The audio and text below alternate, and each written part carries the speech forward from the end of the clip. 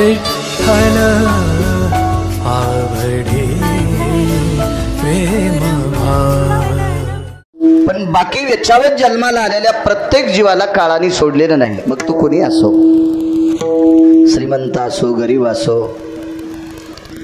आध्यात्मिक सत्तेत मोठा अधिकारी असो, राजसत्तेत मोठा अधिकारी असो, वैश्विक व्यापार सत्तेत मोठा अधिकारी सत्तेत असो, माझा शेतकरी राजा फार मोठा असो,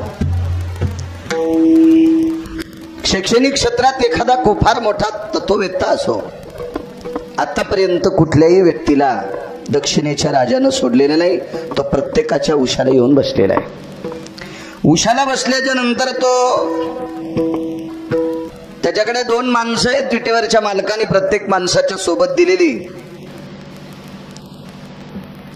माणूस जन्माला आल्याबरोबर त्याच्या सोबत 2 माणसं पंढरपुरातला मालक देऊन टाकतो। एकाचं नाव आहे चित्र आणि एकाचं नाव आहे गुप्त।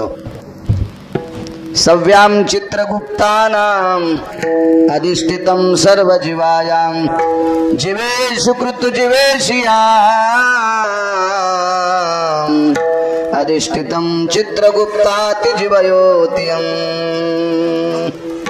प्रत्येकाच्या स्कंद्यावर सव्य आणि अपसव्य बाजूला डाव्या आणि उजव्या दोन्ही खांद्यावर चित्रगुप्ताचा अधिष्ठान आहे। आणि यमाला कोणाला विचारायची गरज नाही, ते चित्रगुप्ताला विचारते, फॉर्म टाकते। चित्रगुप्त त्यांच्या पुढे फॉर्म टाकते, आयुष्य संपलं बाळा, बाबा तू घेऊन जा आता। यम इतका निष्ठुर आहे, त्या यमाला दया नाही। नाही त्या यमाचे करुण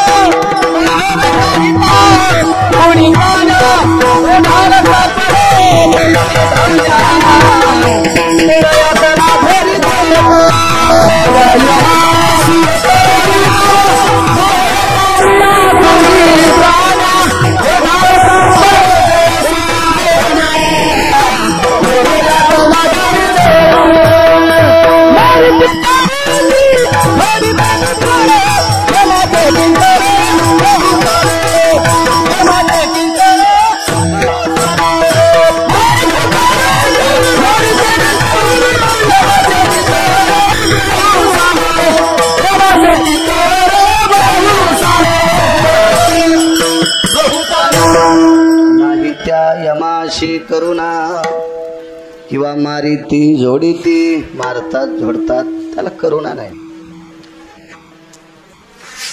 त्याच्याकडे कसल्याही प्रकार लवचिकपणा नाही, हा भानतच नाही। आता चिमुकलं लेकरू, याला कसं न्यावं, याच्या आईला काय वाटल, याच्या बाबाला काय वाटल, याच्या नातेवाईकांना काय वाटल, हा घरातला करता व्यक्ती याला कसं न्यावं, बाकीच्या लोकांचं कसं होईल, याची कसल्याही प्रकारची त्याच्याकडं दक्षता घेतल्या जात नाही। त्याला यम म्हणतात। आणि मालक हा चतुर आहे। चतुरा तो शिरोमणी गुण लावण्याची खाणी किंवा देव चतुर, तो अत्यंत चतुर आहे। आणि चतुर असणाऱ्या विटेवरच्या मालकाने हे 5 लोकांकडनं घेतलेलं शरीर सांभाळायला यमाला देऊन टाकलेलं आहे। देह हे काळाचे धन कुबेरा, देह हे काळाचे धन कुबेरा, देह हे काळाचे धन कुबेरा, हे मनुष्याचे काय आहे, मनुष्याचे काय आहे, मनुष्याचे काय आहे, मनुष्याचे काय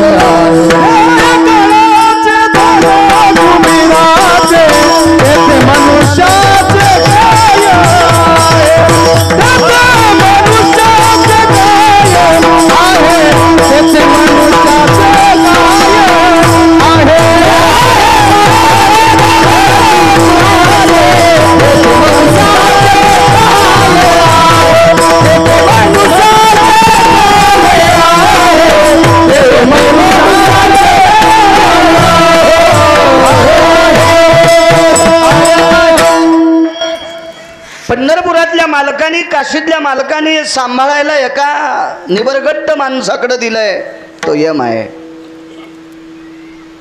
तो मात्र उशाला बसत असताना भेट नाही। येऊनिया काळ बैसला शेवसा। महाराजांना एका व्यक्तीने विचारलं, मालक, पैठणच्या मालकांना, मालक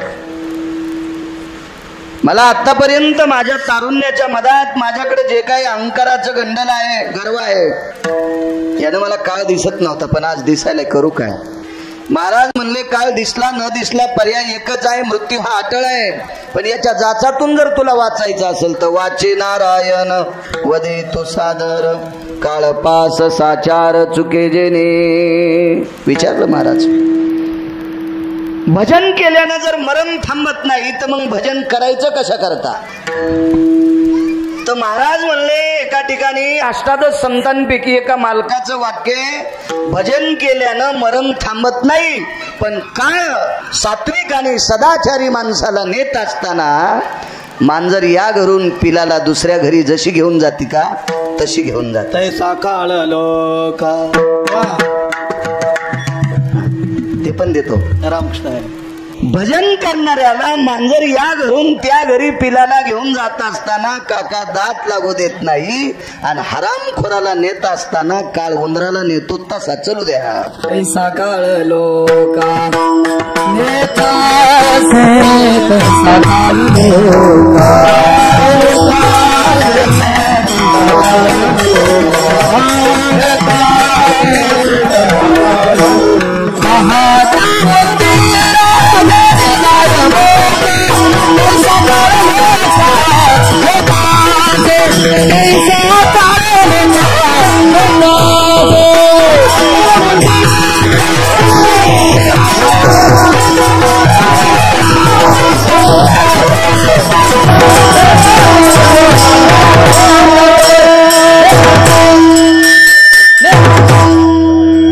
पाहतो उंदीर घेऊन जाय बोका, तैसा काळ लोकाने तसे.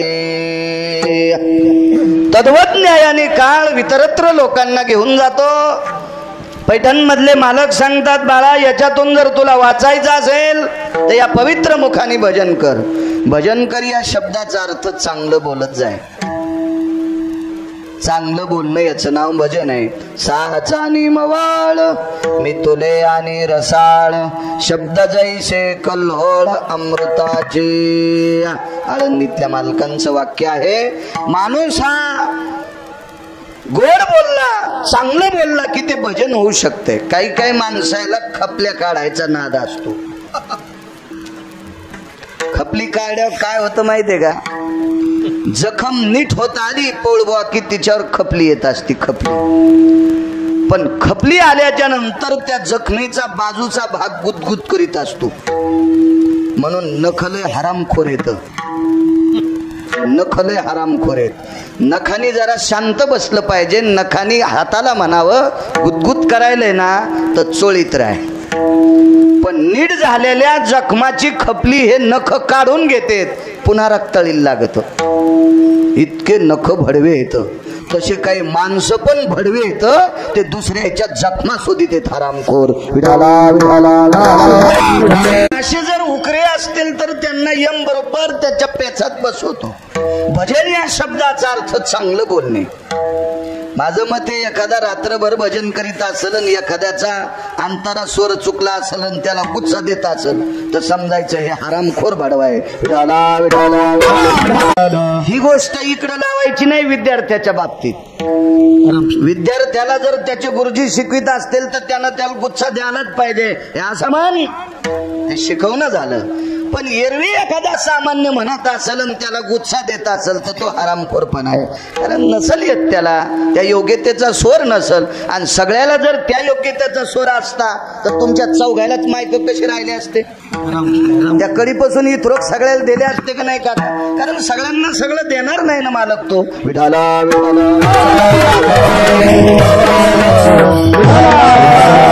म्हणून या मुखाने गोड बोलणं याचं नाव भजन आहे. वाचे नारायण वदे तो सादर, काळ पास साचार चुके जेने. वाया हा संसार करीशी हव भरी, काळाची तू फेरी निकट आले. हा संसार करत असताना, हाव म्हणजे आशा. आशा ज्याच्याकडे नाही का त्याला प्रेत म्हणतात. प्रेत म्हणजे मड. मड्याला कळत नाही बशिलय का झोपिलय, गरम पाण्यानं आंघोळ घालायलेत का थंड पाण्यानं, तांब्यानं घालायलेत का गाडग्यानं, चुलीवरलं पाणी आहे का बाहेरच्या गौऱ्यावर टेकलेलंय, काही नाही, मळ्यात नेऊन फुकलंय का मशानात फुकलंय का छतावर फुकलंय, कशात कोणते लाकडे, काही कळत नाही. त्याला प्रेत म्हणतात. आशा नाही त्याला प्रेत म्हणतात. आणि ज्याच्याकडे जास्त आशा आहे त्याला गाढव म्हणतात. आशेचे बांधले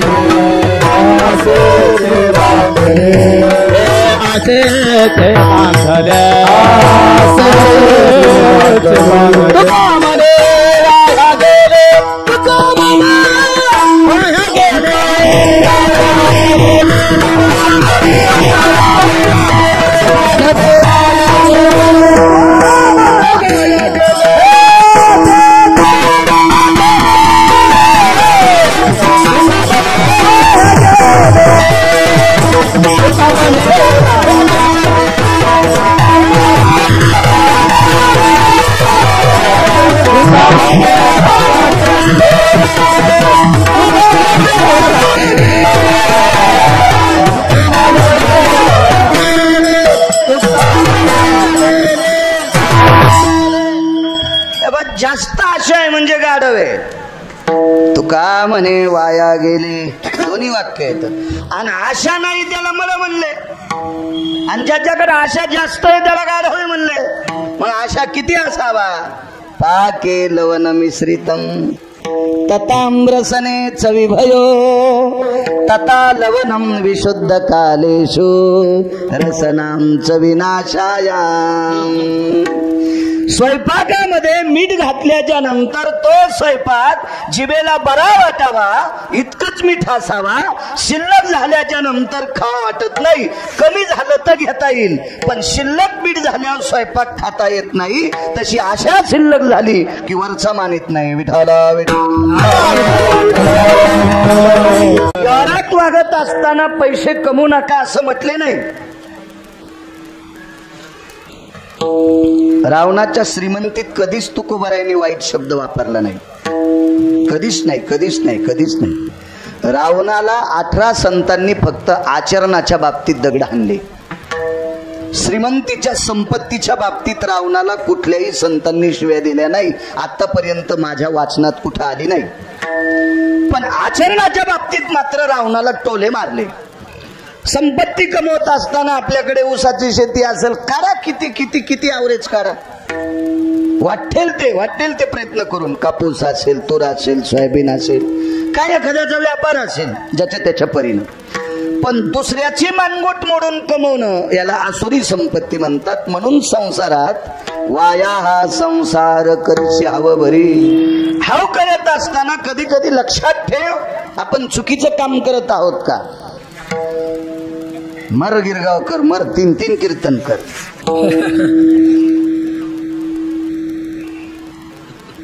पण दुसऱ्याचे इचकू नकोस. इथं तो वाजून जाईल. तू 3 करायचे का दिवसात 4 कर. अन्न काय त्याला दिली असून तुला मालकान ताकद बोंबलत चल, फिरत राह, खाय गाडीतच भाकरीन, टाक पाकिट घरी. आमच्यावर घेतलं कसा उकळा येतो तुम्हाला. तुम्ही तुकाराम महाराजाचे चुलते आहेत का? हे का कशी खसखस पिकते आमच्यावर घेतल्यावर.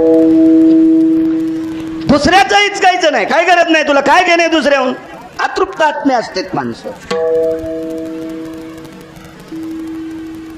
आपल्याला 150 क्विंटल सोयाबीन झाली ना, शेजाऱ्याला 20 क्विंटल सोयाबीन झाली. एक जणांनी विचारलं किती झाली सोयाबीन? 150. चेहरा काऊन पडला?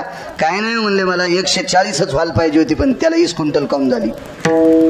बाई अवलाद. हे संसारात विशुद्ध घुगडं म्हणायचं. विशुद्ध नाना प्रकारच्या व्यात हवेने मेले.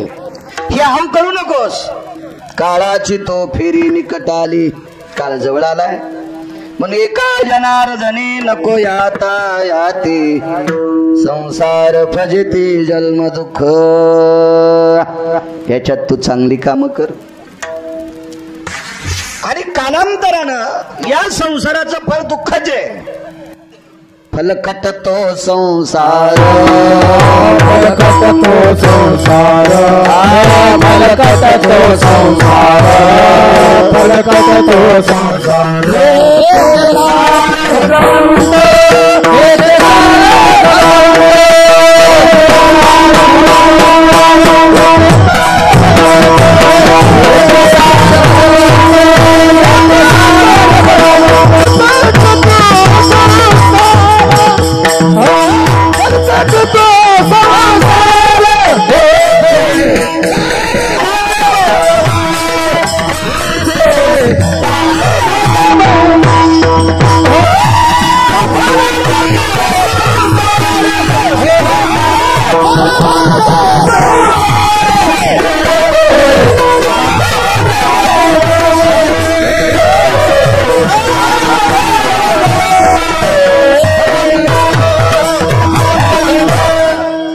संसाराचं शेवटचं फळ फलकट आहे, दुःख आहे.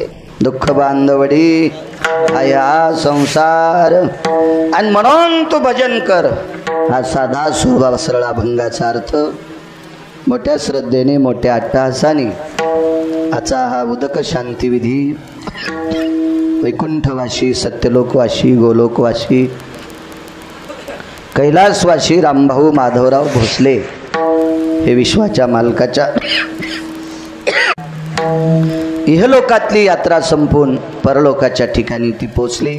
संदेशाला मालकाचा त्या निरोपाला मान्यता दिली आणि त्यांनी रामभाऊनी इहलोकातली यात्रा सोडली. त्यांच्या ह्या उदक शांती प्रीत्यर्थ आजच्या कार्यक्रमाचं आयोजन ज्यांनी केलं, विष्णू रामभाऊ भोसले, गजानन रामभाऊ भोसले, हेच त्यांचे सुपुत्र आहेत. ज्या वडिलांनी आपल्याला लहानाचं मोठं केलं, कर्तव्याची निष्ठेची गोड अशा प्रकारची झालर आपल्या सभोवती ती फलद्रूप केली, आणि या विश्वात जगण्याचा सन्मान ज्या पित्याकडनं आपल्याला प्राप्त झाला, त्या पित्याच्या ऋणातून, वडिलांच्या ऋणातून आपण मुक्त होऊ शकत नाहीत. पण त्यांची आठवण, त्यांची स्मृती, त्यांच्या स्मृतीला उजाळा म्हणून आपल्या पुराण धर्म संस्कृतीमध्ये उदक शांती विधी, त्याला गोड पाटा कोणी म्हणते, गोड जेवण कोणी म्हणते, कोणी षण्मास म्हणते, असं नाना प्रकारचे त्याचे नाव आहेत. पण शास्त्रामध्ये त्याला उदक शांती विधी असं म्हणतात. आणि या कार्यक्रमानिमित्त माझ्यासारख्या सर्वसामान्य अज्ञानी व्यक्तीला या ठिकाणी कीर्तन करण्याची संधी मिळते. माझं महत्भाग्य. तारखेच्या संदर्भात जे बोबडे महाराज, महारुद्र महाराज बोबडे तथा जे भोसले अण्णा आमच्या शेलूला पोलीस डिपार्टमेंटमध्ये फार दिवस होते. अण्णा 4-5 वर्ष होते त्यावेळेला आमच्या घरापासून 2दा संध्याकाळचा राऊंड असायचा. ते ड्युटीवर नसले तरी ते दुसऱ्या कॉन्स्टेबलला सांगायचे आणि 2 वेळेला घरापासून राऊंड असायचा. बऱ्याच दिवस आमच्या शेलूला अण्णांचं वास्तव्य झालं. तारखेच्या संदर्भात सतत संपर्क करत होते. थोडा अण्णा तुम्हालाही धन्यवाद. इथे आलेली पंचक्रोशीतील सर्व श्रोते जनार्दन, जे मारुतराव अण्णा असतील आदी करून बरीच परिचित व्यक्ती आहेत, सर्वांचे नाव पाठ नाहीत. या परिसरात कीर्तन असल्याच्या नंतर बरेच इथं बसलेली माणसं शक्यतो कार्यक्रमाला हजर असतात. अशा सर्व श्रोते जनार्दनांच्या चरणी गिरगावकराचा साष्टांग प्रणिपात. मृदंग महामेरू, कमी वयामध्ये महाराष्ट्राच्या मातीमध्ये ज्यांनी फार मोठं आपलं नाव उंचवलं, या परिसराचं नाव आपल्या परभणी जिल्ह्याचं मोठं केलं, असं मृदंग क्षेत्रातलं रत्न आमचे कृष्णा महाराज आहेत. महाराजांनाही प्रणाम. गायन क्षेत्रामध्ये बुलंद तोफ असणारी आदरणीय आमचे सोपान काका बोबडे आहेत. गोड आवाजावर प्रभुत्व, ते उत्कृष्ट कीर्तनकार सुद्धा आहेत. तथा महारुद्र महाराज बोबडे असतील, तथा हरिभक्तीपरायण मदन महाराज फटंगे असतील. गोड आवाजावर प्रभुत्व आहे. कमी वयामध्ये आवाजाला गोड अशी झालर आहे. मला गाता येत नाही पण कळतंय. सगळ्याच माणसांना भजे तळता येत नसते, पण चांगले झालेले सांगता येत असतात. अशी गोड आवाजाला ज्यांच्या गोड अशी सात्विक तात्विक झालर आहे, आणि वारकरी व्यक्ती आहे, म्हणजे धोतर पण नेसतेत ते महाराज. तुम्हाला पौळ महाराज, मला वाटतं त्यांचंही नाव सोपान काकाच आहे. रामकृष्ण सोपान काका पौळ. वा, गोड गोड. सोपान नावाची माणसं परभणी जिल्ह्याला जरा गोडच लाभले परमार्थिक क्षेत्रात. वा वा. चे सोपान काका पौळ, तुम्हालाही धन्यवाद प्रणाम महाराज. काशीनाथ महाराज सील कळस फुल धासाडीकर हा गोड. त्यांनी मला 1-2 वेळेस कीर्तनाचा योग आलता तुम्ही तारीख घेतल्यावर. काशीनाथ महाराज तुम्हालाही धन्यवाद प्रणाम. या बाजूपासून संस्थेचे विद्यार्थी असतील त्या टोकापासून इथपर्यंत सर्वांच्या चरणी गिरगावकराचा नाक घासून प्रणाम. काळ हा आतापर्यंत मी मगाशी बोलून गेलो 7 लोक सोडून दिले तर एकालाही काळानं सोडलेलं नाही. तुकोबारायांनी सांगितलं काळा मला खबरदार माझ्याकडे येशील तर पाय. पण यम म्हणला मालक मी तुमच्याकडे येत नाही, तुमच्या मनानच तुम्ही इथं थांबू नका. तुमच्या मनानच, पण तुम्ही इथं थांबू नका. तुकोबाराय म्हणले पण तू येऊ नकोस मला न्यायला, माझं मी बघाल. नाही तुम्ही तुमचं बघा पण इथं थांबू नका. नाही थांबता आलं, जावंच लागलं तुकोबारायांना सुद्धा. नाहीतर ही सामान्य लोक नव्हते ना. जगा काळ खाय आम्ही माथा दिला पाय, त्या काळाच्या डोक्यावर पाय देणारी माणसं होती. काळ गुलाम सलाम करी तू गया घरी राबतसे. तुकोबारायच्या घरी भांडे घासणारा काळ, धुणं धुणारा काळ, सडा टाकणारा काळ, वाटेल ती पडलेल राबणे म्हणजे वाटेल ते पडलेली कामं करणारा काळ. हा काळ कुणालाही भेट नाही, न्यावं लागते. एक तुम्हाला प्रसंग सांगतो त्रेतायुगातला. एक नळ नावाची व्यक्ती आहे. खरं तर हा नळ नावाचा व्यक्ती म्हणजे योनीनं पशु आहे. मारुतीरायाच्या बाबतीत विचार केला तर मारुतीराय सुद्धा योनीनं पशु आहेत, हे मी म्हणावं नाही. येऊनी जन्मला अमरकट, येऊनी जन्मला अमरकट, तो वैष्णवा माझी अति श्रेष्ठ. हनुमंत मनावया कनिष्ठ, ऐसा पापिष्ट कोण आहे. देहूतल्या मालकांचं वाक्य, आपलं पैठण मधल्या मालकांचं वाक्य. शांती ब्रह्म एकनाथ महाराज सांगतात तो येऊनीनं पशु आहे पण वैष्णवा माझी अति श्रेष्ठ. आळंदीतल्या मालकाने वानर शब्द वापरला. ध्वजस्तंभावरी वानरू. असू द्या वानराची योनी, असू द्या पशुची योनी, पण वैष्णवा माझी अतिश्रेष्ठ. धर्मानां पवित्रयो धर्म संन्यासो पवित्र. रक्तांबरांबरो काया कामां दग्ध सकला स्थितो. वैशानरो दग्धान पुनितो यत धर्मां संन्यासो पवित्रयो. ज्यानं वासनेला कामाला विस्तू लावला असा 19 संन्याशापैकी प्रभावशाली संन्यासी, त्या संन्याशाला तुकोबारायांनी वंदन करावं. शरण शरण जे हनुमंता, शरण जे हनुमंता, शरण जे हनुमंता. तुम्हा आलो रामदूता, तुम्हा आलो रामदूता, तुम्हा आलो रामदूता, तुम्हा आलो रामदूता, तुम्हा आलो रामदूता.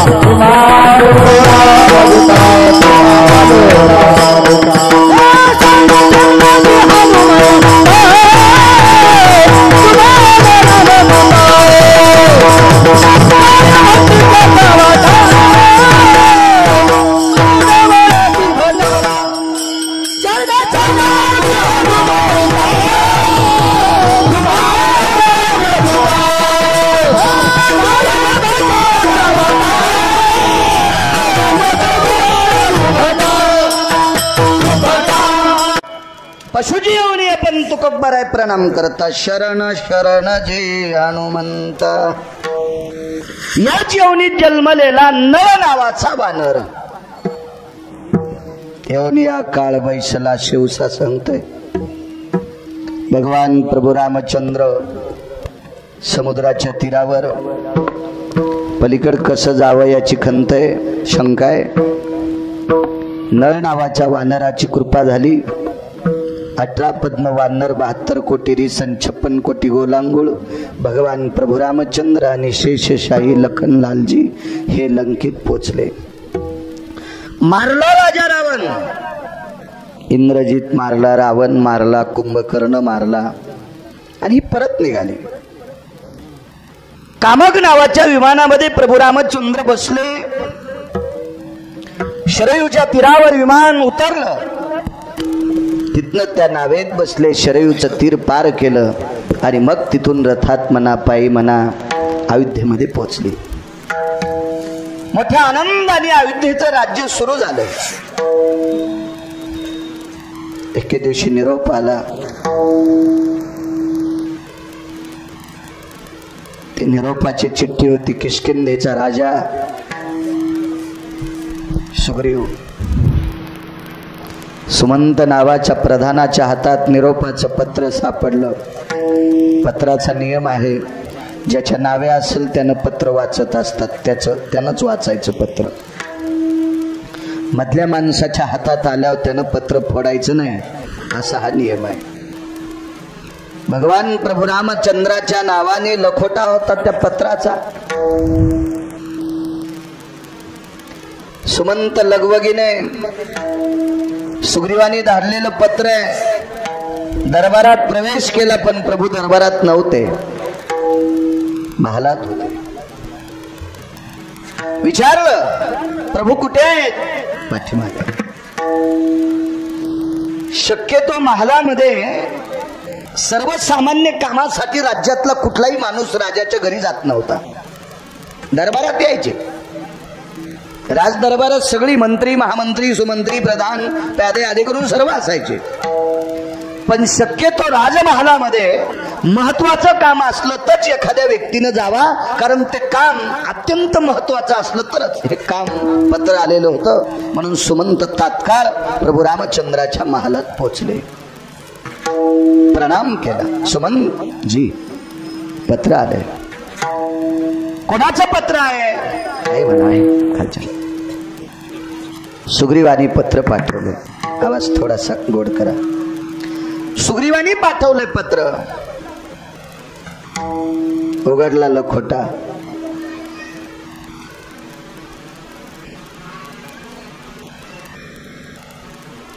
पत्रिका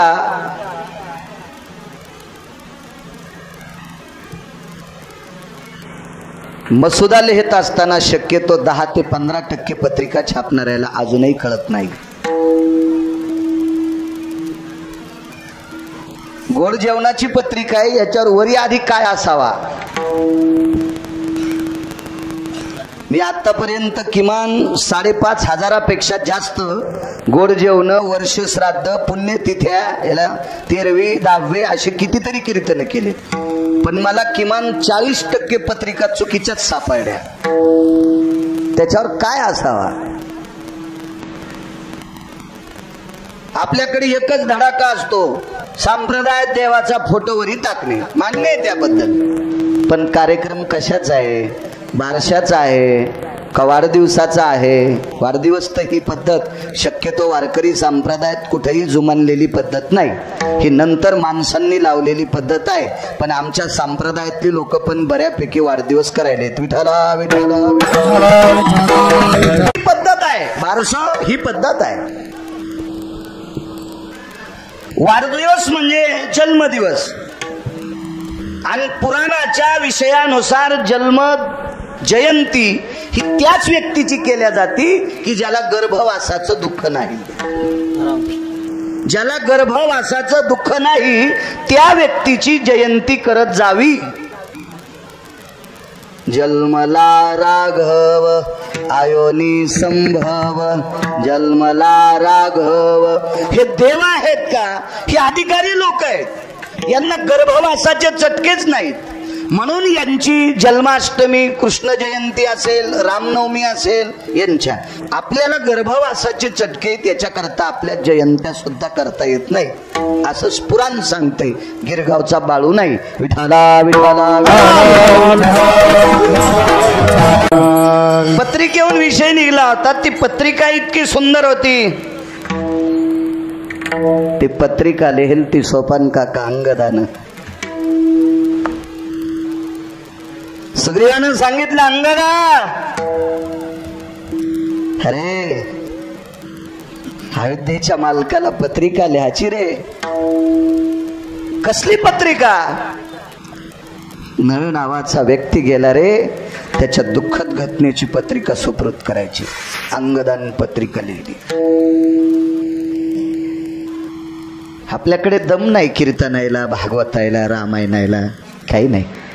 बऱ्याच घरी मी लहान लहान लेकरायचे वाढदिवसाचे गंध लावलेले आणि हार घातलेले लहान लेकरायचे फोटो भिंतीवर लावलेले मी माझ्या डोळ्यानं पाहिली. डोळ्यानं चुकीच्या गोष्टी आहेत त्या. हार घातलेल्या जिवंत माणसाचा फोटो भिंतीवर लावला याचा अर्थ तो मृत्यू पावलाय.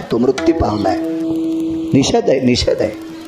लग्नाच्या पत्रिकेवर काय काय असावा, कुणाचे फोटो असावा, काय असावा, कुठलं अक्षर कुठं असावा, घरातली ज्येष्ठ माणसांचं स्थान पत्रिकेत कुठं असावा, घरात जर एखादी सौभाग्यवती स्त्री गेली असेल तर तिचं नाव कुठं असावा.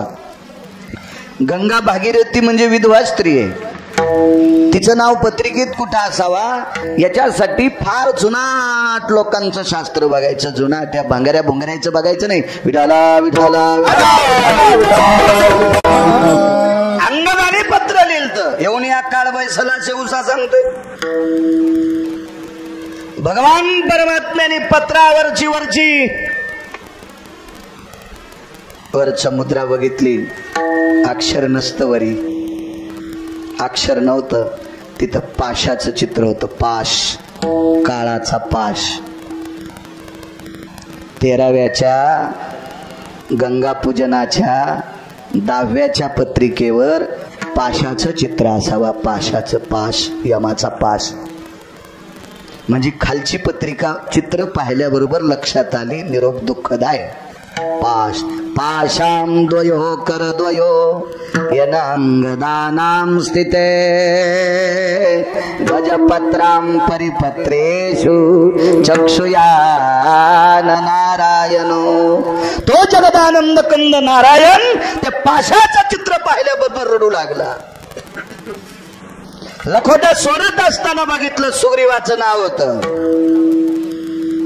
निश्चित कोणीतरी महत्वाकांक्षी व्यक्ती गेला असावा. खाली नाव पाहिलं, नळ नावाचा व्यक्ती आहे. रडू लागले प्रभू. आईसाहेब जवळ आल्या, सीताई साहेब, सर्वच जण होते. कौशल्य माता होत्या, सुमित्रा होत्या, लखनलालजी होते, श्रुतकीर्ती, मांडवी, उर्मिला, सगळे जण हजर होते. बराच शत्रुघ्न. प्रभू का रडता?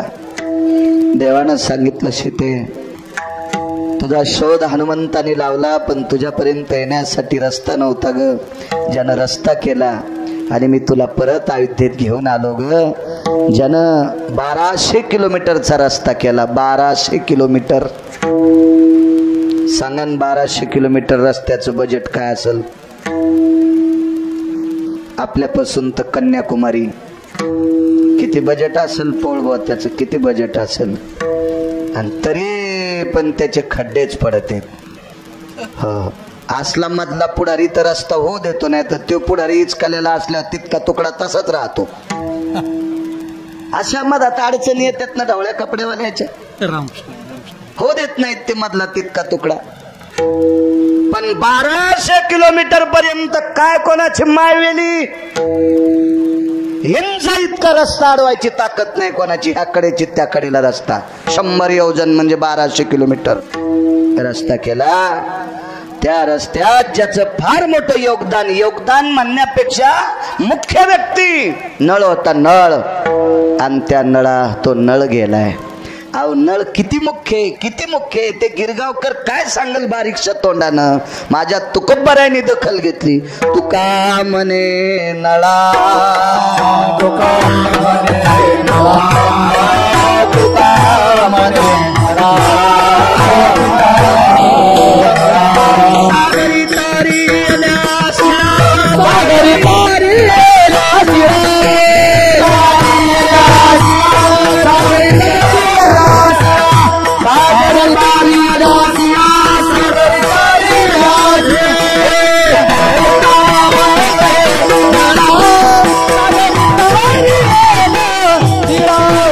सागरी तारी तारी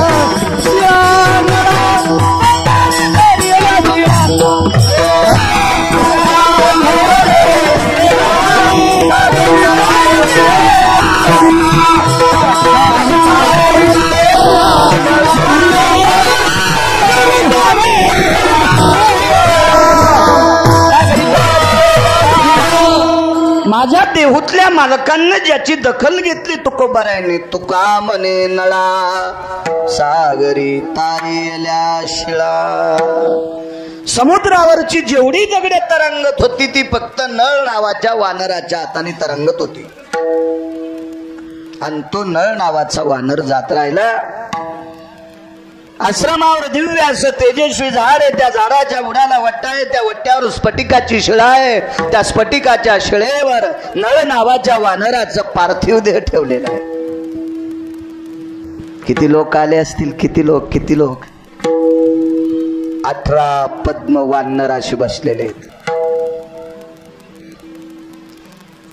गोलांगोळ असतील, रेष असतील, बसलेले आहेत सगळे. एक जण म्हणला, महाराज हे सदा 18 पद्म, सदा 18 पद्म, याच्यातले काही मेले नाही का?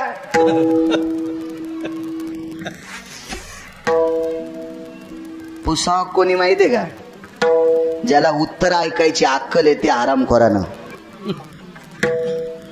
मधल्या भडव्याला विचारायची काय ताकद आहे? 18 पद्म आकडा सांगता म्हणे वानर मेले नाही का? अरे हरामखोरा, मी शाळेत होतो त्यावेळेला इतक्या कोटी लोकांचा तिरंगा झेंडा कोणाचा, इतक्या कोटी लोकांचा. आता तिरंगा झेंडा कोणाचा? 130 कोटी लोकांचा. किती लोक वाढे रे सोमल्या? मग वानर काय वांज होते का रे हरामखोरा?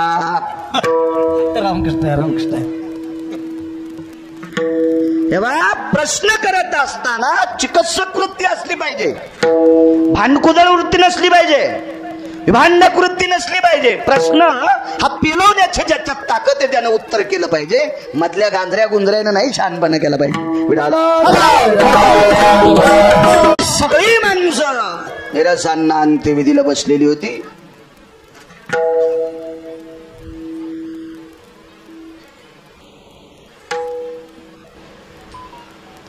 मारुतीराय बाजूला बसलेले होते. आपल्याला प्रेताला वारं घालण्याची पद्धत आहे. येऊन या काळ बैसाला शेवसा सांगतोय. प्रसंग किती घोड आहे बघा पुराणातला. आपल्याकडे प्रेताला वारं घालीत असतात. मुलगी असेल, पुतणी असेल, कोण असेल, प्रेताच्या जवळ बसल्यावर वारं घालतात. प्रेताला घाम येत नसतो, पण त्या प्रेताला याच्याकरता वारं घालतात याचा जो सुखद स्पर्श कोणासाठी संपलेला असतोय, म्हणून ती व्यक्त खेद करून वारं घालतात. मारे तिराय पुच्छाग्रे वारे तसे नळासे. मारे तिराय शेपटीच्या गोंड्यानं पुच्छानं नळाला वारं घालीत होतो. लंकेचे राजा विभीषण आले आणि विभीषणाने विचारलं, पवनसुता तुम्ही दमला असताल, बाजूच्या वानरांना वारं घालू द्या. अंतःकरणाचा उमाळा फुटला आणि मारुतीराय विभीषणाचा गळा धरून रडत होते. राजा, माझा धैर्याचा सागर आटलाय. अरे पंढरपुरातले मालक प्रभू रामचंद्र इकडच्या कडीहून तिकडं नेत असताना मला घाम फुटला होता, पण या कडीची त्या कडीला समुद्राच्या मुसक्यावळून रस्ता करणारा बहादर माझा पाठीराखा गेलाय. तो माझा धैर्याचा सागर आटलाय. मारुतीराय रडत होते. मारुतीराय मालक अयोध्येतले आले. सीताई साहेब सोबत आहेत, लक्ष्मणजी आहेत, भरत शत्रुघ्न आहेत. प्रभू रामचंद्र आल्याबरोबर सर्वांनी प्रणाम केला. सर्व वानरांनी. वानर प्रभू रामचंद्राला बघितले की 2 लोकांना प्रणाम करत होते. एक प्रभू रामचंद्राला एकदा प्रणाम करायचा आणि मारुतीरायला एकदा करायचा. काय गरज मारुतीरायला, पण त्याच्यामुळे राम आम्हाला भेटलाय. बारे तुझी येणे संगती उद्धरिल्यासी वानर पंगती. बारे हनुमंता, बारे पवन सुता, बारे अंजनी सुता, तुझी येणी संगती. जन्म मरणाच्या पंगती वा, बुडत होतो मारुती. क्या बात है. तो लावोनी श्रीराम भक्ती वानर पंक्ती उद्धरिल्या. क्या बात आहे. 10 मिनिटं आगाव कीर्तन आज विठाला मारुती राहिला प्रणाम म्हणून मारुती राहिला. ऐसा मारो ते उपकारी, ऐसा मारो ते उपकारी, तुका लोळे चरणावरी, तुका लोळे चरणावरी. ऐसा मारुती उपकारी, ऐसा मारुती उपकारी, तुका लोळे चरणावरी,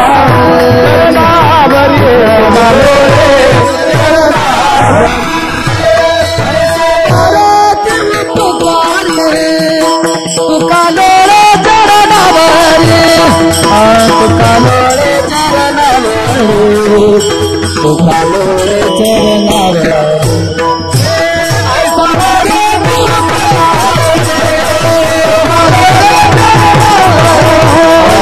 तुका लोळे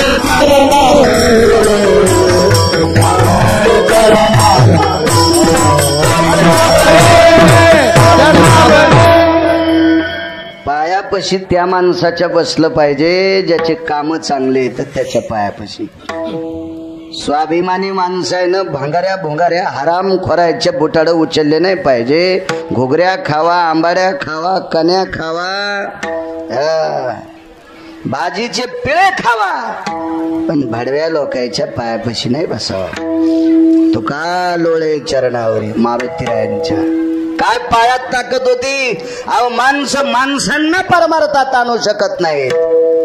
मारुतीरायांनी पाला खाणारे वानर भजनात आणले होते.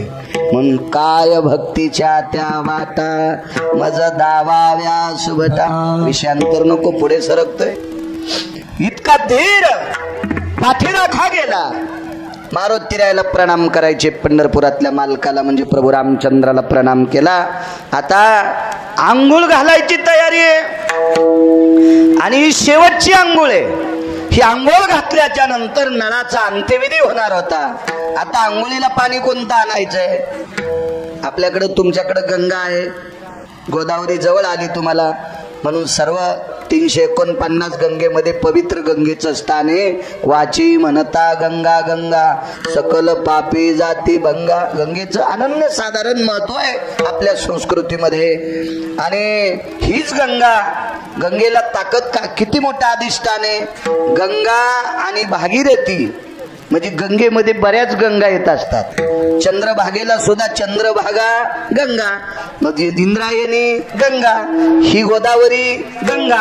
अशा ठराविक गंगा आणि भागीरथी ह्या 2 नद्या, ह्या 2 प्रकारच्या नद्या भगवान शिवशंकरानं डोक्यावर घेतल्यात. म्हणून मालकाच्या अगोदर जाणाऱ्या स्त्रीला सौभाग्यवती म्हणत असतात आणि मालकाच्या नंतर जाणाऱ्या स्त्रीला गंगा भागीरथी नाव देत असतात. म्हणून काही हरामखोर लोक विधवा स्त्रीला नाव ठेवत असतील तर त्या भडव्याला ही चपराके विठाला विठाला.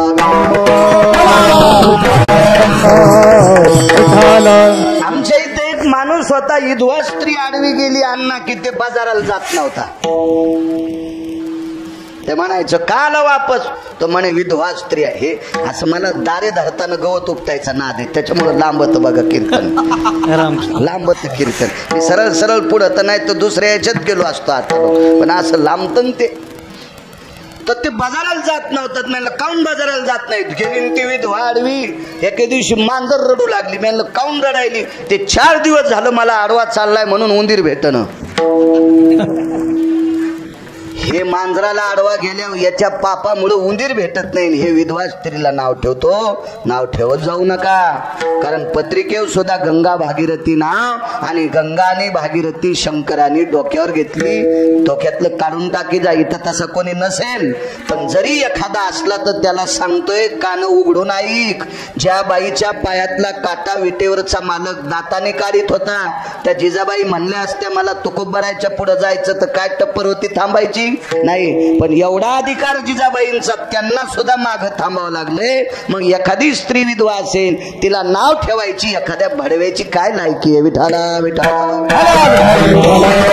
हा संप्रदाय श्रद्धेनं ओतप्रोत भरलेला संप्रदाय, अंधश्रद्धा नाही. हा संप्रदाय श्रद्धेनं ओतप्रोत आहे. काही पण अंधश्रद्धा डोक्यावर घेत जाऊ नका. मग आता पाणी गंगेचं तर समुद्राचं स्नान केलं की सगळ्या गंगेच्या आंघोळी केल्याचं पुण्य मिळतंय असं पुराणामध्ये, शास्त्रामध्ये, वेदामध्ये, माझ्या संत वाङ्मयात अष्टादश संतांपैकी बऱ्यापैकी समुद्राचं नाव खर्च केले. स्वतःची वाणी समुद्राकरता खर्च केलेली आहे. सागराला अनन्य साधारण महत्व आहे, फार मोठं महत्व आहे सागराकरता.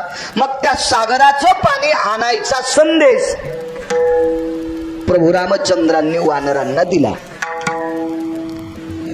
पाणी आणायचं. सुग्रीवाकडे काय कमी असेल? सोन्याच्या घागरी नसतील का?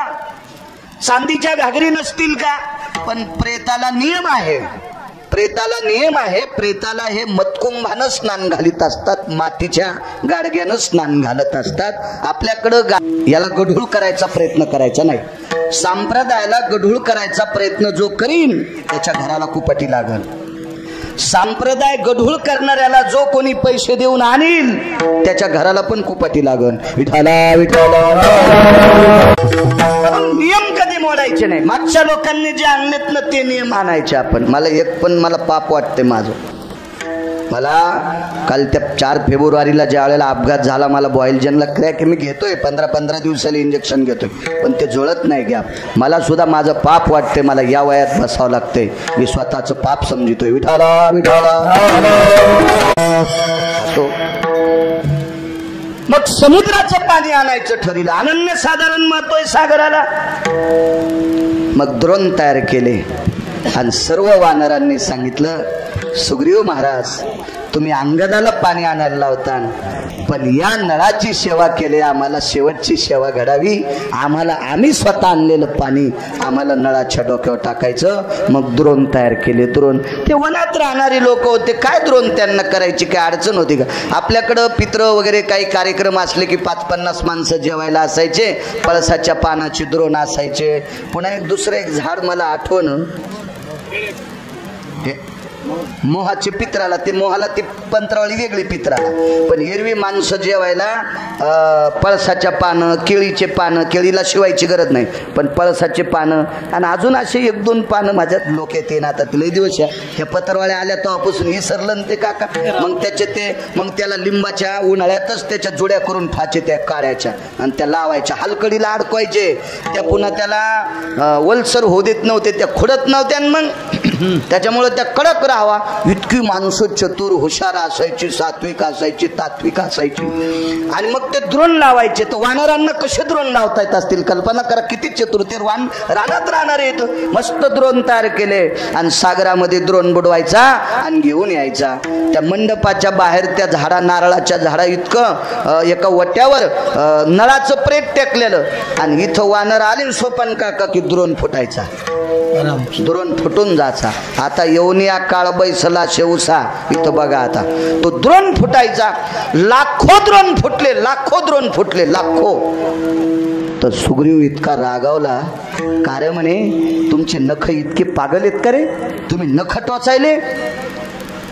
नखाग्रो नैवस्ति जायम द्रोणाति भंगा भयो आपांपती निरायम ओखदश्य जायते. हे आमचा एकाचही नख लागत नाही, आम्ही बोट लावित नाही, पण अचानक द्रोण भंग पावतो आणि आपांपती म्हणजे समुद्राचं आलेलं पाणी सांडून जातंय. लाखो वानरांनी द्रोण आणले पण पाणी मात्र नळापर्यंत पोचलंच नाही. मग 2 लोक एकत्रित आले, मारुतीराय आणि प्रभू रामचंद्र. आंघोळ घालायची कशी? आणा म्हणले घागरी. आता सोन्याची घागर आणली, सागरात बुडीली की फुटायची. कोण्याही धातूची घागर बुडवा, सागरात बुडीली की फुटायची. मग मारुतीरायाने सांगितलं, देवा एक बोलू का? या समुद्राची आंघोळ नळ स्वीकारित नाही. नळ नावाचं वानर समुद्राच्या पाण्याला स्वीकारित नाही. सगळ्या गंगेच्या आंघोळ केल्याची ताकद समुद्राच्या आंघोळ केल्यावर मिळती, पण त्या सागराचं पाणी नळ नावाचं वानर स्वीकारित नाही. याचा अर्थ असा होता, समुद्राला गर्व झालता. रस्ता विचारायला नळ नावाचं वानर गेलं, आम्हाला पलीकडच्या कडेला जायचंय. तर समुद्रानं सांगितलं मी रस्ता देत नाही. म्हणून नळ नावाच्या वानराला राग आला आणि 1200 किलोमीटरचा सेतू त्याच्या मुसक्या आवडून बांधला. नळाच्या असं मनात आलं, पंढरपुरातल्या मालकाला रस्ता देताना याला गर्व झालता, पंढरपुरातल्या मालकाला रस्ता देताना ह्या समुद्राला गर्व झालता. तर त्या मालकाचं नाव घेऊन माझ्या हातानं दगड तरंगतेत, मी तरी गर्विष्ठ समुद्रातल्या पाण्यानं आंघोळ कशाला करू, असं वानरानं मनात आणला असावा. म्हणून घागरी द्रोणे फुटत होते. असा पुरावा वैकुंठवासी माधव महाराज मगर सांगायचे. विठाला विठाला. या महाराष्ट्राच्या मातीला लाभलेला पुराणातला बादशाह राजा, पुराणातला शिखामणी वैकुंठवासी माधव महाराज मगर. मग करावं काय? तर भोगावती नावाच्या गंगा दोन आहेत.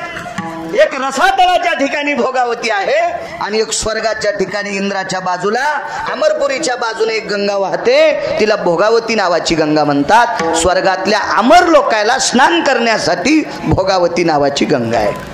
या भोगावती नावाच्या गंगेमध्ये जिवंत माणसाला फक्त ठराविक लोकांना आंघोळ करता आली. त्याच्यापैकी प्रभू रामचंद्राचे पिताश्री म्हणजे राजा दशरथ होते. एकदा अर्जुन हत्ती आणायला गेले, त्यावेळेला भोगावतीमध्ये स्नान केलं. अजून असे काही ठराविक येतं, पण घरी गेल्यावर वाचानं सगळ्या गोळ्या एकखाट्या खात जाऊ नये, घाम येत असतो माणसाला, रिॲक्शन येत असतं. मग प्रभू रामचंद्राने विचार केला भोगावतीचं पाणी आणायचंय. भोगावतीचं अंगद म्हणे मी जातो. तर मारुतीरायनं सांगितलं अंगदा, तू रावणाच्या मुसक्या आवळायची तुझ्यात ताकद होती, पण पाणी भोगावतीचं आणायचं आणि त्या भोगावतीवर अधिकार हा इंद्राचा आहे, तुला आणू देणार नाहीत ते. आणि इंद्राला नाही म्हणे, हे काम चुकीचं आहे, नाही त्यांचे नियम मोडायचे नाही. मग मारुतीरायनं सांगितलं भोगावतीचं पाणी आणण्यासाठी निळाला पाठवा. नळ गेलाय, निळाला पाठवतो म्हणे.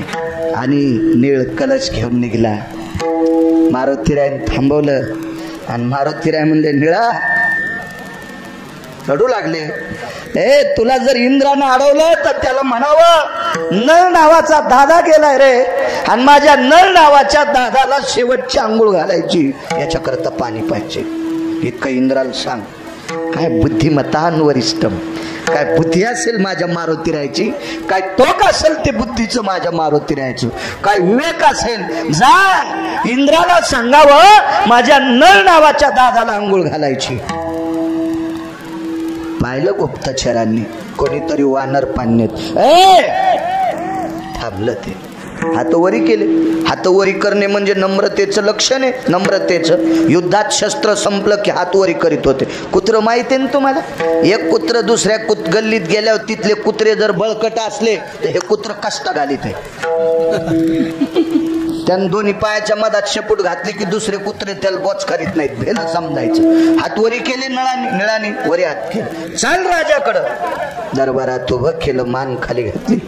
चेहरा दुःखी होता, भाऊ गेलता. हो दुःखी चेहरा होता, भाऊ गेला. इंद्राने विचारलं का रे कोण? त्या नळासाठी मी स्वतः पाणी आणलं. आणि इंद्रानं पाणी आणून घातलं. हत्तीच्या 7 सोंडेत घागरी होत्या. ऐरावत नावाचा हत्ती 14 रत्नापैकी एक 7 सोंडेमध्ये घागरी होत्या. आणि भोगावतीचं पाणी घातलं आणि नळाचा अंत्यविधी झाला. दृष्टांत संपला. भोगावतीचं पाणी एकदा मृत्यू लोकामध्ये गणपती बाप्पा महाभारत लिहिण्यासाठी बसले. विशेषण सांगतोय तुम्हाला, महत्व कशाला असते. गणपती बाप्पा महाभारत लिहिण्यासाठी बसले. महाभारत सांगायला व्यास बसले. श्रीमूळ वेद व्यास भगवान 1.25 लक्ष भारत केले निर्माण. तया प्रति प्रश्न केला जन्मे जयान. समूळ सांगा मजला पूर्वज कथन. 1.25 लाख श्लोक भाग महाभारताचे. हे श्लोक लिहित असताना शाही कोरडी झाली. या शाहीत पाणी टाकण्यासाठी गणपती बाप्पानं सांगितलं भोगावतीचं पाणी आणा. इंद्रानं दिलं नाही, इंद्रानं दिलं नाही. सरस्वतीला 2 पुराणाचा मतितार्थ लिहायचा होता. सरस्वतीला सुद्धा भोगावतीचं पाणी नाही. ब्रह्मकन्या विद्या धात्रीम रसना प्रिय हो जीवागृ तताम जगयम न्यायाधिष्ठितम कृती इतिनाम सरस्वतीस्ततेवचा वहनत्रयो हंसवाहिनी. तिला सुद्धा पाणी नाही. पण पाला खाणाऱ्या नळ नावाच्या वानराला इंद्रानं स्वतः भोगावतीचं पाणी द्यावा. किती मोठा इंद्र असेल. अहो समुद्राला लाथ मारणारा नळ किती मोठा नळ असेल, किती मोठा नळ. देवानं त्याची दखल घ्यावी. किती मोठा नळ असेल. पण याही नळाच्या बाजूला उशाला काळ बसला. म्हणून पैठण मधले मालक पहिल्या कडव्यात म्हणतो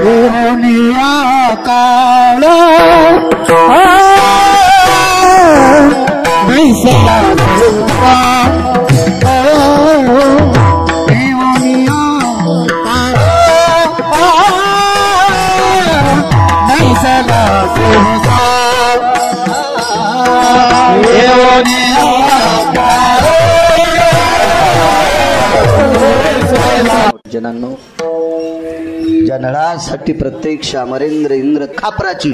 ते म्हणलं मी प्लॅस्टिक मधलं पाणी पित नाही आता. ते म्हणलं आमच्या इथं गॅस आहे, 1.5 लाखाची चिमणी आहे, धुपण बाहेर जायला. ती स्वयंपाक घरातली चिमणी, तिला इंग्रजीत काय म्हणतात काय माहित. स्वयंपाक घरातल्या फोडणीचं धुपण झाला, 1.5 लाखाची चिमणी आहे. पण त्या गॅसवर गाडग्यात वरण शिजी माय बायको. ते मग लागला त्याला 1.5-2 कोटीचं घर आहे. म्हणजे जुन्या आलेत आपले लोक, मधात घसरले होते, जरासा खेलता शहाणपणा, म्हणून तो कोरोना कोचला आपल्याकडे आणून. आता आले जुन्यावर. आपल्या देशातले मुसलमान पण तुळशीची पानं पिऊ लागले. 2.5 वर्ष मुसलमान पण तुळशीच्या पानाचा कडा पिऊ लागले. त्याच्या लक्षात आलं हे जुनं सोडायचं नाही आता. म्हणून जुन्याला सांभाळायचं. निसर्ग निर्मित आहे, ते सांभाळायचं. आपल्यावर आघात येणार नाही. मला कळतंय, मला 41 वर्ष झालेत आता. मधल्या 20 वर्षापासून मला बऱ्यापैकी थोडं कळत होतं. पण अजून बाकीच्या राज्यात किंवा बाकीच्या देशावर आलेला आघात त्याच्यातला एका तिळा इतका सुद्धा अजून महाराष्ट्रावर आलेला नाही. याचं एकमेव कारण महाराष्ट्र हा जुन्या गोष्टींना जपतोय. विठाला तुम्हाला एक माहिती आहे का, जीनच्या पॅन्टीवाल्याला, जीनच्या पॅन्टीवाल्याला एक लक्षात ठेवा, आपले बाप दादे चुलते आजोबा काका जेवारी हुरड्यात आली आणि हुरड्याच्या पुढे गेली. हुरडा वेगळा आणि हुरड्याच्या पुढे गेली की ते मग वेगळा हुरडा असतो, त्याला एक दुसरं नाव आहे, नको ते म्हणायला. आणि त्या हुरड्यातून पलीकडे गेली की आता दाढी झाली म्हणायचे. दाढे कंस झाले आकड्याचे की त्याच्यातले 5 कंस आणत होते आणि मारुतीच्या मंदिरात अडकीत होते. म्हणजे आपले जुने बापदादे पशु पक्षावर प्रेम करणारे होते. मारुती कंस खातो का नाही, पण त्याच्या मंदिरात आलेल्या चिमण्या पशु पक्षी 4 दाणे खावा म्हणजे इतका जिव्हाळा झोपणारे, निसर्गाला जोपासणारी आपली बापदादी होती. म्हणून आपल्याकडे संकट नाही. असो एक वाजून गेला आहे का नाही. मला असं वाटतं आता आठवा विठोबार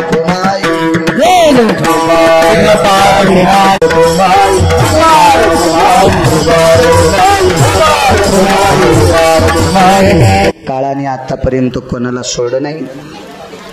चक्रवेन नावाचा राजा होता. मी त्या दिवशी अण्णा तुमच्या इथं चरित्र सांगितलं होतं चक्रवेनाचं. चक्रवेन नावाचा राजा हा प्रभू रामचंद्राच्या आजोबाच्या काळातला होता. वेगात सांगतो 2 मिनिटात, फक्त तांदूळ येईपर्यंत आदरांजली देण्यासाठी. चक्रवेन नावाच्या राजाकडे 127 सैन्य होतं.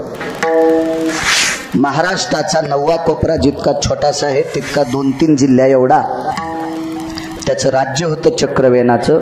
पण चक्रवेन नावाच्या राजाला रावण गुडघे टेकून नमस्कार करीत होता. चक्रवेन नावाच्या राजाला रावण गुडघे टेकून नमस्कार करीत होता. याचं एकमेव कारण होतं 9 लोकांपैकी चक्रवेन राजावर 1 नंबरची पृथ्वीची कृपा होती. 9 पैकी 2 नंबरची कृपा झाली धर्मावर, म्हणून धर्माच्या रथाची चाकं घासत नव्हती. पृथ्वी कुठलेही खडे गोटे धर्माच्या रथाच्या चाकाला लागू देत नव्हती. आणि 1 नंबरला चक्रवेन राजावर कृपा होती. रावण त्याच्या पुढे गुडघे टेकून नमस्कार करीत होता आणि रावणानं जयपत्र देऊन टाकलं. या चक्रवेनानं लंका तयार केली ती समुद्रात. त्या लंकेच्या पूर्व दिशेला बोट लावलं की रावणाच्या लंकेतलं भिताड पडत होतं. यानं प्रधानाच्या घराला धक्का लावला की प्रस्थाचं घर पडत होतं. रावण हादरला, धोतर सुटलं रावणाचं. रावण आला आणि पाय धरले. त्याच्या लक्षात आलं यानं जर लंका उचलली बारकी एवढी एवढी केली ती गायवाड्यावानी. आर्किटेक्ट जर नकाशात देतो का चित्र घराचं, तसं ते लहानशी लंका पाण्यात टाकली तर ही लंका पाण्यात पडली असती. त्या लंकेवर काड्या टाकून फुकून दिला असतं तर ती लंका जळाली असती. रावणाने विचारलं ही शक्ती कशामुळे प्राप्त झाली. राजा कसा असावा 2 मिनिटात ऐका. ते वाटा तांदूळ लागलीच 2 मिनिटात वाटा. कसा राजा असावा, राजकारणी माणसांनी कसं वागावं, कसं वागावं. तर चक्रवेन राजाला विचारलं, राजा पृथ्वीची तुझ्यावर कृपा झाली असं का. हा आज राजाच्या काळातला राजा होता, प्रभू रामचंद्राच्या आजोबाच्या काळातला राजा. त्याचं नाव हे चक्रवेन नावाचा राजा. रामायणात पाहायचं नाही, पुन्हा म्हणताल बाळ्या कुठलं सांग तू. दुसरे पुराण बघा, लक्षात येईल तुमच्या.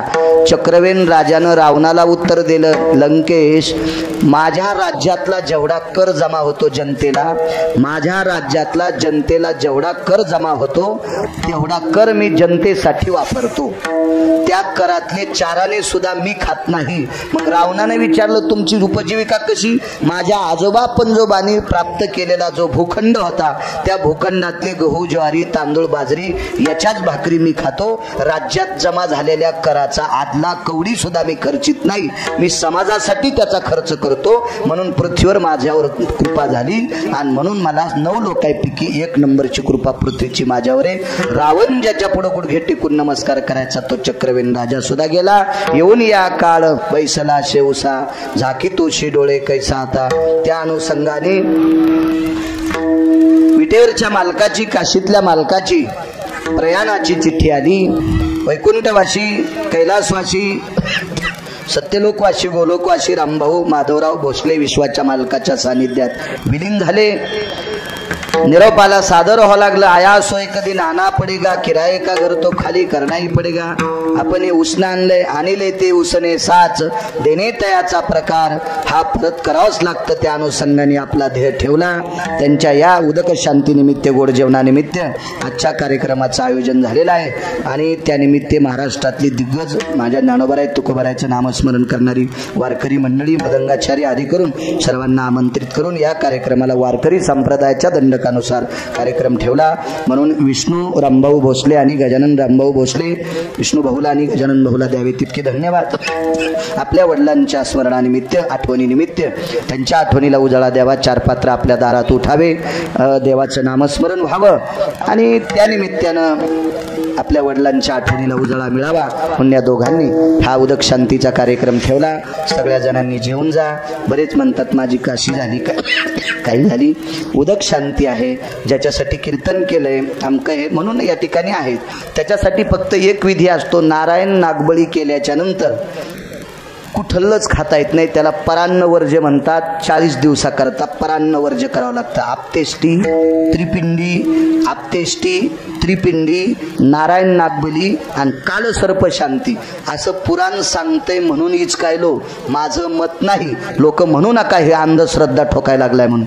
अद्याप नाही. आपतेष्टी, त्रिपिंडी, नारायण नागबळी आणि कालसर्प शांती हे केल्याच्या नंतर भाऊ व्हायला निघला असेल तर त्याच्या घरची पण 40 दिवस भाकरी खाता येत नसती. असा नियम असतो फक्त तेवढा. त्याच्या व्यतिरिक्त नियम सांगितले यत्याला, योग्याला, जप्याला, तप्याला. आपण संसारातले भरके माणसं आहोत. बरेच लोक धाब्यावाल्याचे बिल देत नाहीत. ते धाबा सोडून दुसऱ्याकडे उधारी करायला सुरुवात करते. ते पण म्हणतात मी इथलं खात नाही, हराम खोरा तो लायकी नाही. असं काही म्हणायचं नाही. अद्याप नाही, अद्याप नाही. ज्याच्यासाठी भजन होतंय ते अन्न नसून प्रसाद असतो. त्याच्यात कसल्याही प्रकारचा दोष नसतो. राहिला काशीचा विषय तर तू ज्याच्या संग काशीला गेला त्याचे तिकटाचे पैसे दिले नाहीस तो.